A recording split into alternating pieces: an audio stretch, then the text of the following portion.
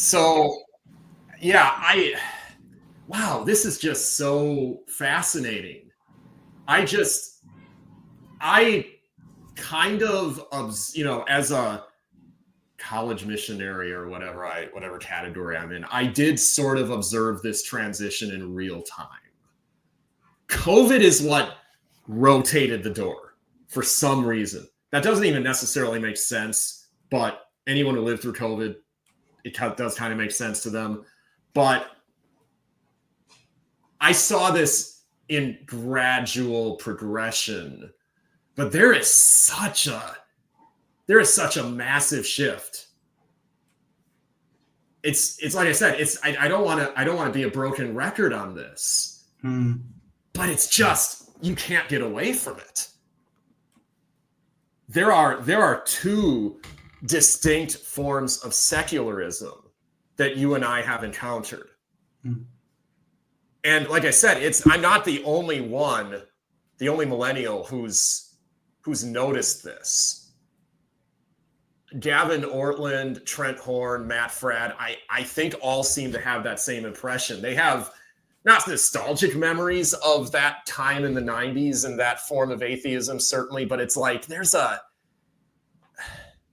something happened. Social media, 9/11, the breakdown of the political culture, things we've discussed in previous episodes, that how did you get from scientific religion to snarky, endless cycles of snarky, cartoonishly unproductive online debates? And we're not even there anymore, but we definitely were there. We're in something else now that we can get to at some point. But like, it was the new atheism. It was the new atheism.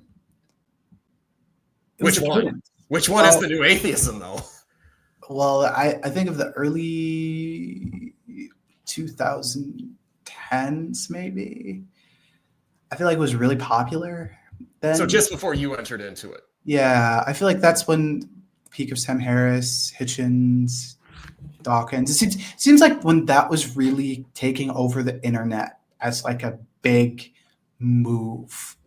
I also think that this was the fedora atheist phase, if you know the stereotype, which I think it's hilarious, and I think God definitely had a lot to do with the shift of kind of making atheists from this kind of clean, snarky movement to this real. I feel like when you say you're an atheist nowadays, people have less reverence for that worldview because it's seen as more like I was like, oh, you spend a lot of time on Reddit. Okay. All right. Okay. And I'm sure like Alex O'Connor, I think, is the antithesis of this. And he, like you and I, he's just a dorky guy, but he's not cringy. He's very smart and he seems like an honest inquirer. If you're familiar with Alex O'Connor, he's the new atheist who's a lot more thoughtful, a lot more open to dialogue, a lot more slow to mockery of the Christian claim, but still very skeptical of it. But